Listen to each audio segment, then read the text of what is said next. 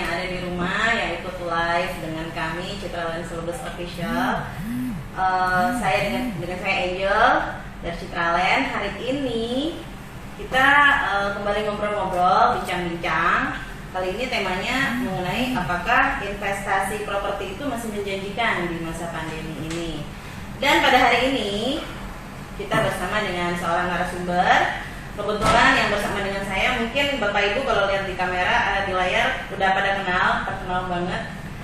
Beliau ini dari dunia properti, Pak William, dari Century 21 Best. Jadi Pak William ini adalah founder sekaligus owner dari Century 21 Best. Selamat pagi Pak William. Semangat pagi Bu. Gimana ini, sehat-sehat? Sehat ya? Ya, alhamdulillah sehat.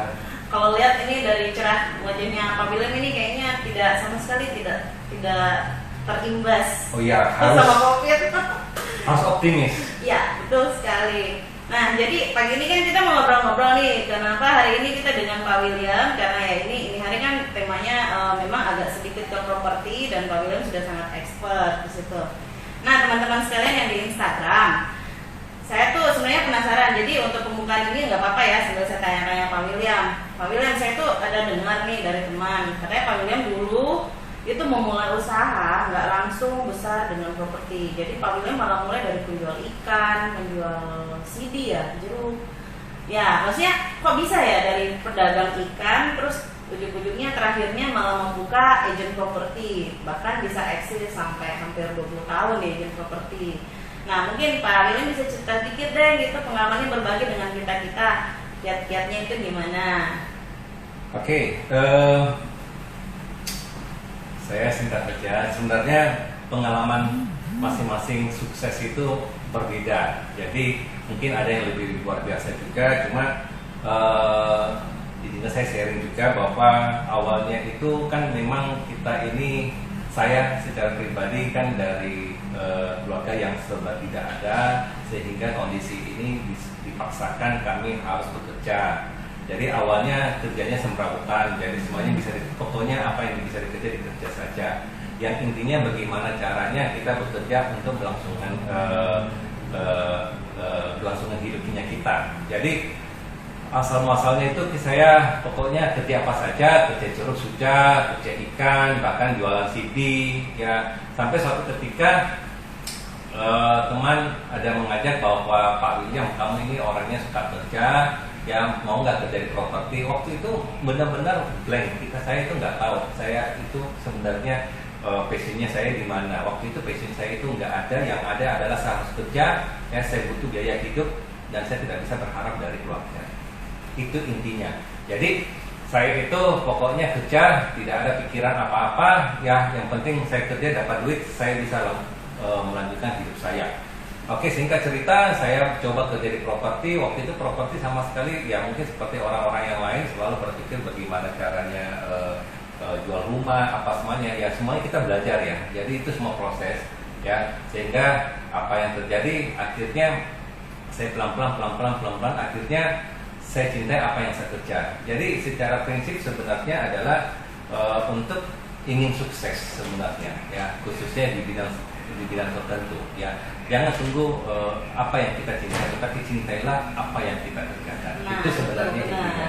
Ya, jadi sebenarnya waktu saya kerja properti ini banyak marketing mengatakan Pak William, Bapak ini sudah memang passionnya di situ ya, nggak sih? Ya sudah senang nggak sih kerja seperti ini? Sebenarnya nggak ada ya. Jadi waktu itu hobi saya cuma satu, kerja. Kerja buat apa? Kerja buat keberlangsungan hidupku.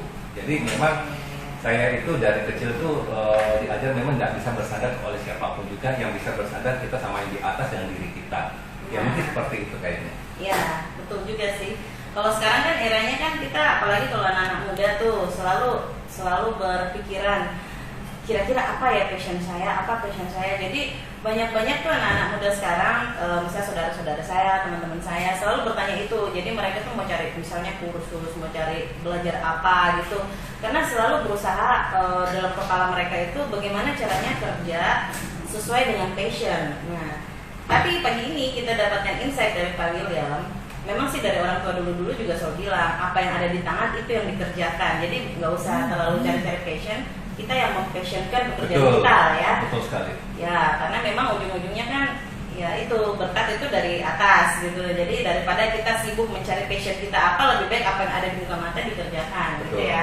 Ya, jadi menarik sekali. Jadi pagi ini sebelum kita mulai sesi kita sudah dapat satu insight yang sangat baik, terutama buat teman-teman mungkin yang masih mencari-cari jati diri, mencari-cari passionnya apa gitu. Kita mau memulai bisnis pun kita nggak perlu terlalu pilih apa yang kita mahir aja dulu kita kerjakan gitu. Nanti Betul. otomatis passionnya datang sendiri gitu. Nah, kita kembali lagi nih ke masalah bisnis. Mungkin Pak William sebagai pengusaha bisa sharing nih dengan kita nih kondisi sekarang ini. Kalau menurut Pak William itu gimana sih itu bisnis pada umumnya dengan bisnis properti pada khususnya gitu? Karena kan sekarang ini kan lesu banget kayaknya ya, banyak yang lesu tapi banyak juga ya yang happening gitu. Kira-kira sebenarnya secara umum bisnis itu gimana di Makassar? Pada saat pandemi ini? Iya, pada Oke. saat pandemi ini. Sebenarnya kondisi secara ekonomi ya kita bicara ya, sebenarnya 3-4 tahun yang lalu itu sebenarnya kita sudah mengalami krisis sih sebenarnya. Cuma pada awal 2020 kita melihat secara industri properti, khususnya di properti itu saya melihat bahwa sudah kayaknya tahun 2020 ini sudah mulai rebound nih. Iya, Ya, betul. Di awal jadi, tahun ya. Di awal tahun kami merasakan juga penjualan yang cukup bagus ya, sehingga kita merasa sangat optimis di tahun 2020. Jadi akhirnya di bulan Maret ini Corona menyapa kita nih. Jadi biar bagaimana juga ya di industri properti sendiri akhirnya terkoreksi dan akhirnya juga pasar juga pada turun ya. Tetapi percaya sama saya ya, di kondisi pandemi ini pasti selalu ada peluang. Mungkin seperti itu. Tetap ya. Tetap pasti ada peluang. Iya. Cuman mungkin paling kalau properti khususnya mungkin tergantung segmen kali ya. Ada segmen yang tetap bisa jalan, ada segmen yang memang agak slow ya. Ya, jadi kondisi pandemi sekarang ini saya bicara industri properti khususnya pasar itu selalu ada ya. Tinggal kita melihat kondisi di lapangan ya. Jadi lebih tersegmented pasarnya itu ya. Kalau pengalaman kami di Century 21 penjualan kami itu sekarang mainnya yang di kelas bawah Bu. Itu yang kita kejar sebenarnya. Sebenarnya kalau saat ini memang kayaknya. Betul. Tapi kan berarti kita kalau melihat sekarang pengusaha-pengusaha yang besar yang segmennya agak di atas itu memang kayaknya lagi hold uang ya. Jadi nggak terlalu berani mungkin belanja-belanja besar gitu, rumah properti termasuk yang gede-gede atau apapun gitu. Nah tapi kalau menurut Pak William kan sebenarnya kalau sekarang memang ada yang lesu, ada juga yang naik dong. Nah apakah dengan ini kan corona juga tidak akan selamanya berlangsung gitu. Betul. Kita katanya kan harus berdamai dengan corona ini. Nah, selaku pengusaha, menurut Pak William sebenarnya kalau saat-saat begini ini, apakah memang pengusaha itu mending dia benar-benar hold uang dulu, atau dia tetap berputar, tetap melihat peluang-peluang investasi, seperti itu loh Pak? Oke, kalau menurut saya sih sebenarnya tergantung ya, tergantung masing-masing punya kondisi keuangannya. Ya, kalau saya sih bicara dari dalam faktor itu ya. Jadi kalau misalkan kalau ditanya Pak William kondisi seperti ini sebenarnya apakah waktunya membeli atau bagaimana? Bagi orang yang pegang duit yang ada sedikit lebih, tetapi ada postingan yang untuk cash flow-nya mereka jaga dan ada lebih, saatnya beli.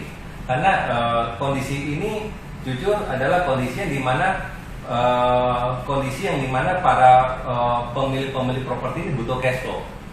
Jadi momen yang paling bagus untuk saatnya beli, tetapi pada saat beli properti juga harus hati-hati, jangan dipaksakan. Kalau memang paling murah, tetapi karena tergiur murahnya akhirnya dibeli dan akhirnya cash flow untuk biaya sehari-hari ya itu terganggu. Iya. Jadi mungkin sebaiknya jangan ya. Tetapi saya sarankan bagi orang yang pegang duit dan punya lebih ya, saran saya saatnya beli sih, karena kondisi seperti ini jarang sekali terjadi ya. Jadi orang ini jual terkoreksi memang properti Bu ya, tapi terkoreksi bukan karena propertinya turun, tapi karena tingkat kebutuhan orang yang punya properti ini yang lagi sangat tingginya begitu loh, sehingga mau tidak mau mereka harus berani cut loss, dan disinilah orang yang pegang duit yang punya kesempatan untuk membeli itu.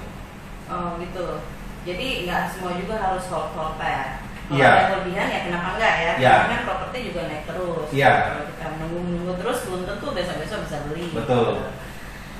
Nah, kalau kembali lagi nih ke usahanya Pak William nih, kan kalau Century 21 itu sudah hampir 20 tahun ya di Makassar. 19 Kami, tahun.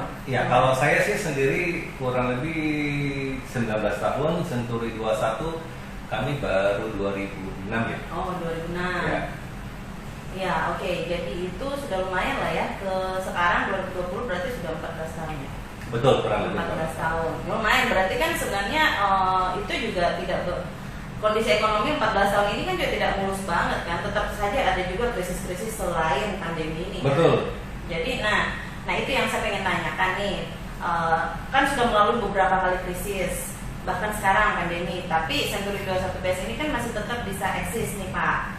Nah kira-kira nih kiat-kiatnya apa dari Pak William itu mensiasatinya itu gimana sih pada saat kena krisis, terutama kayak sekarang ini, gimana sih mensiasati misalnya dari cash flow-nya supaya bisa tetap eksis tapi tetap juga bisa mempertahankan brand, eksistensi brand, bisa juga tetap mempertahankan semangat teman-teman. Kan kalau sales itu kan kalau pada saat krisis cepat sekali drop, gimana caranya supaya mempertahankan mereka punya mood juga, semangat mereka bisa tetap up.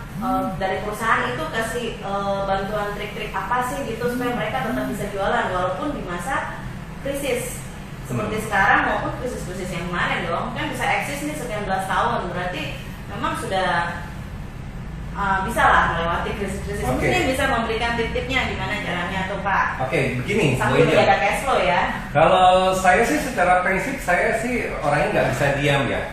Ya, saya punya prinsip bahwa tidak akan saya biarkan nasib saya itu tergantung dengan situasi yang terjadi. Jadi keadaan tidak akan mungkin bisa menciptakan situasi saya. Nah, jadi saya itu harus biar bagaimana tetap harus bergerak ya. Bagaimana caranya tidak boleh stagnan. Jadi dari awal saya itu selalu bergerak dan belajar terus. Anak-anak pun selalu saya sampaikan Bu, ya bahwa apapun kondisinya, jangan biarkan situasi itu menguasai nasib Anda. Ya, kita yang harus merubah itu, begitu loh. Karena kita nggak bisa mencegah alam itu terjadi. Kita yang harus berusaha untuk melakukan suatu perubahan, begitu loh.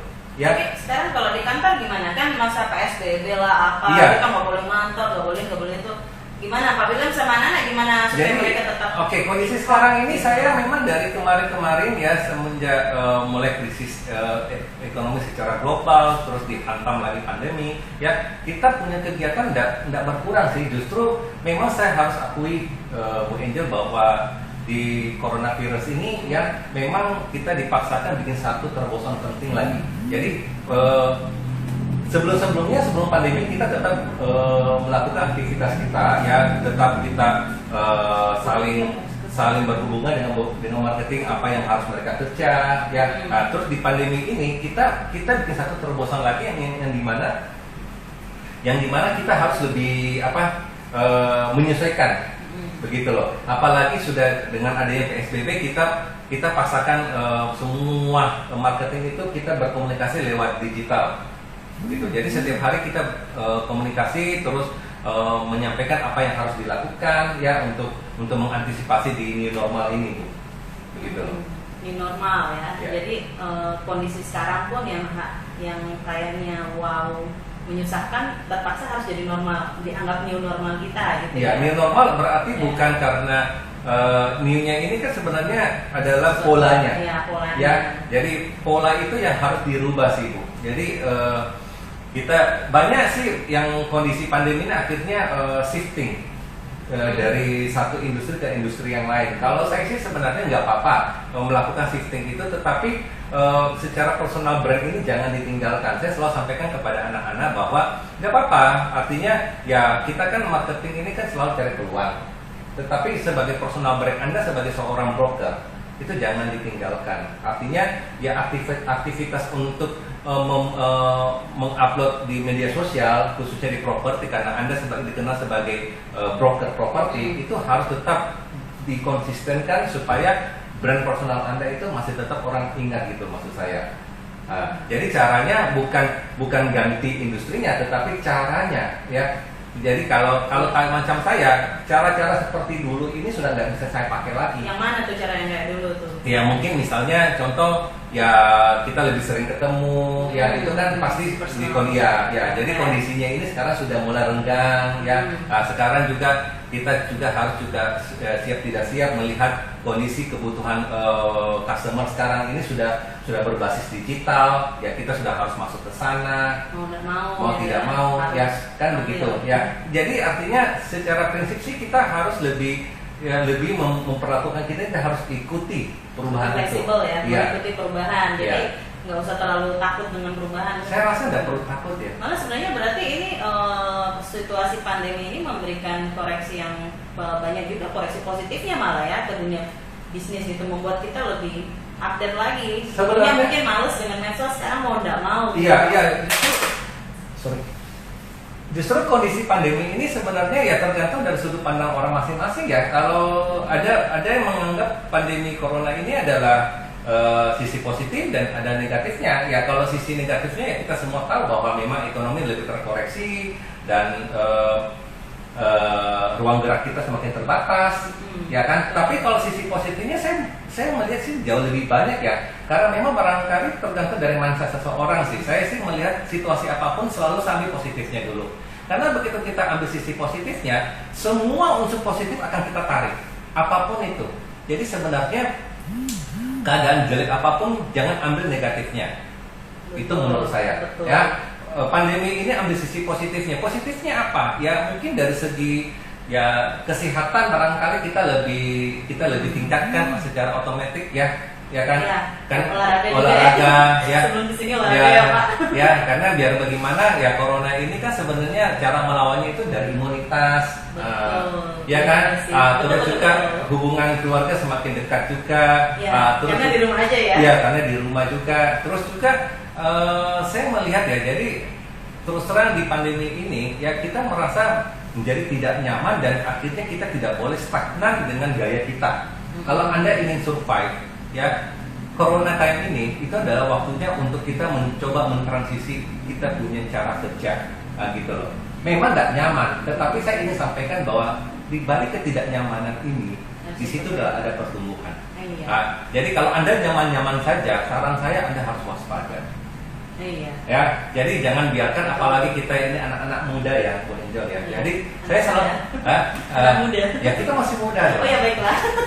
Ya usia boleh tua, tapi semangat jangan tua Bu. Betul, ya, semangat. Iya begitu. Jadi kita ini anak-anak kantor itu selalu saya sampaikan bahwa kita harus terus bergerak, ya jangan sampai dikuasai oleh keadaan.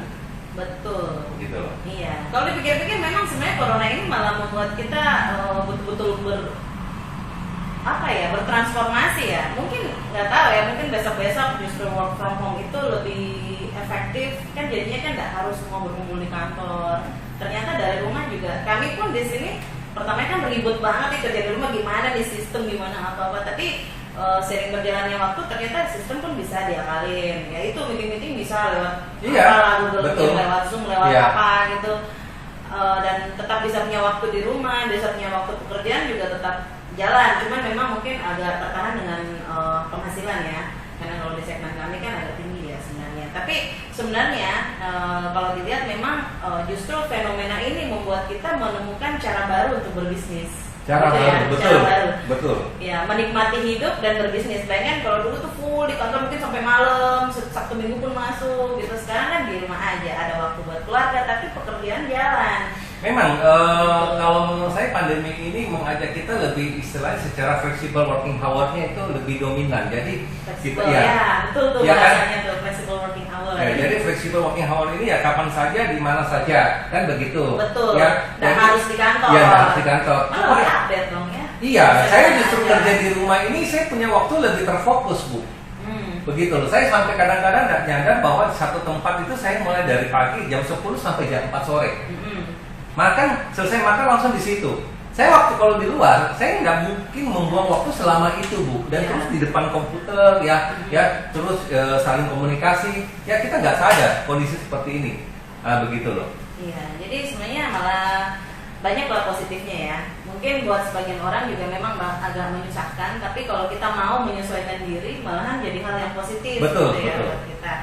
Ya, yang terakhir mungkin Pak William ada tip-tip tambahan kah buat para pebisnis mungkin yang baru mau mulai ataupun yang sekarang sudah sementara jalan, terutama dengan teman-teman ya mungkin bisnis sama properti gitu.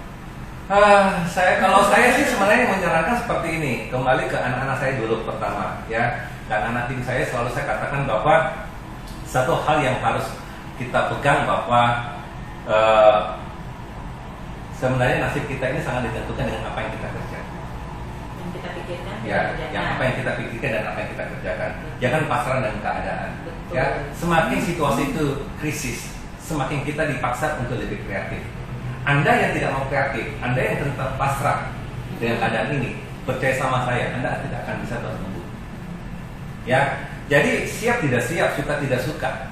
Ya, yang namanya coronavirus ini, walaupun secara kurvanya melandai, bahkan mungkin bisa berkurang, tetap kita harus sudah siap bahwa corona tidak akan bisa dihilangkan. hilang. Ya, kayak Jadi kita virus harus lain. bersahabat. Iya. Jadi cara bersahabat ini ya pasti ya berdamai dengan corona yang pastinya Bu ya kita mengikuti secara protokol kesehatan yang kuat ya, cuci tangan ya, bawa kemana pakai masker. Saya aja pakai bawa masker Bu. Bawa Selalu ya kan. Nah, jadi ya biar bagaimana kita nggak bisa melawan alam gitu maksud saya ya. Jadi ya tetap jaga kesehatan yang olahraga teratur ya. Ingat kita posisi walaupun kita ini sehat tetapi ingat kasihan sayanglah anak-anak sama di rumah. Betul. Ya, teman-teman kantor ya jangan berlagak jagoan ya. Pokoknya begitu pemerintah melonggar PSBB ini jangan sampai takabur langsung ada di pasar senggol.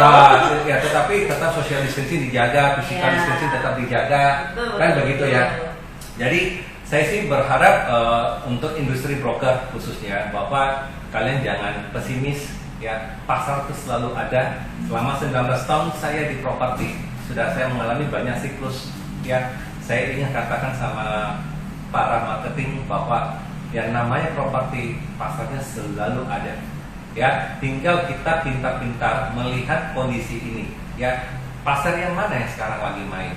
Ya, jadi kita ini marketing apalagi di pandemi time ini ya kita dipaksakan untuk lebih kreatif, lebih pintar menciptakan peluang, begitu loh. Ya, makanya mari saya himbau kepada seluruh semua kantor-kantor agent yang ada di Makassar. Betul. Ya, sudah waktunya kita mengambil alih seluruh manajemen, merangkul semua para marketing supaya mereka tetap selalu bergerak. Ya, jangan pasrah di rumah, jangan tunggu keadaan membaik. Ya, segala sesuatu tidak akan bisa berubah kalau bukan Anda yang berubah sendiri dulu. Nah, betul sekali.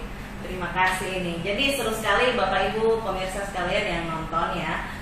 Jadi hari ini kita sebenarnya dari Pak William ini bukan sebenarnya pakar ekonomi ya. Tapi beliau ini kan memang pelaku bisnis.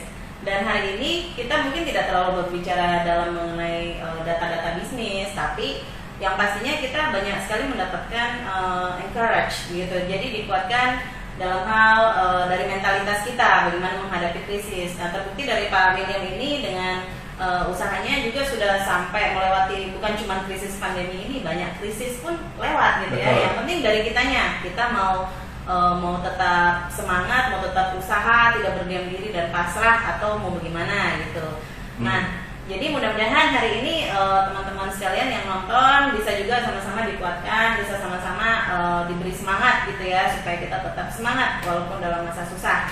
Nah, di penghujung penutup ini kami menyediakan ada giveaway nih buat yang nonton, buat teman-teman yang nonton, yang nyimak gitu. Jadi kami akan memberikan 2 pertanyaan. Yang bisa menjawab pertama itu akan mendapatkan giveaway gitu. Giveaway-nya menarik lah. Nanti akan diberikan. Nah, pertanyaan pertama mungkin akan diberikan oleh Pak William. Pertanyaannya jangan yang susah-susah ya Pak ya. Ya. Ini kan supaya jadi penyemangat. Pertanyaan berapa pertanyaan dulu? Satu dulu. Pertanyaan apa ya? Harus yang paling gampang. Yang bisa lah dijawab sama pemirsa gitu. Oke.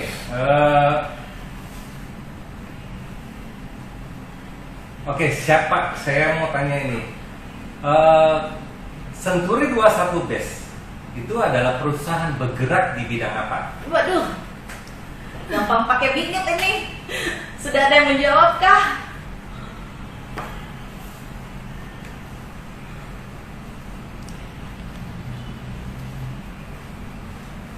Ayo di ini.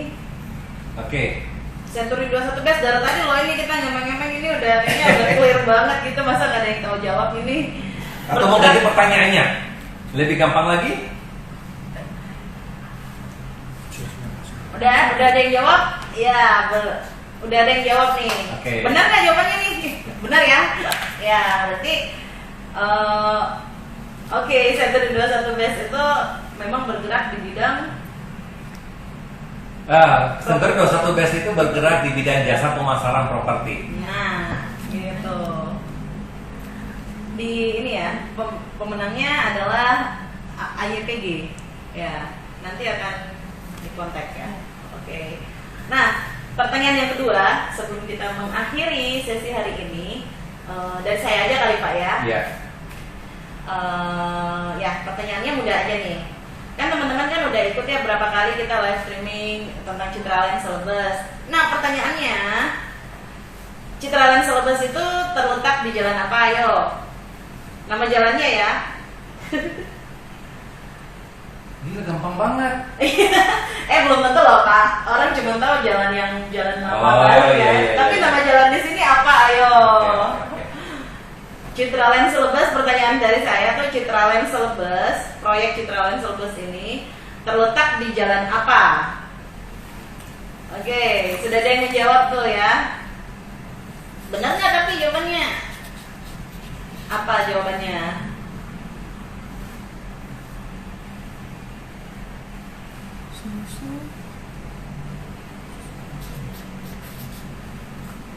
Ya.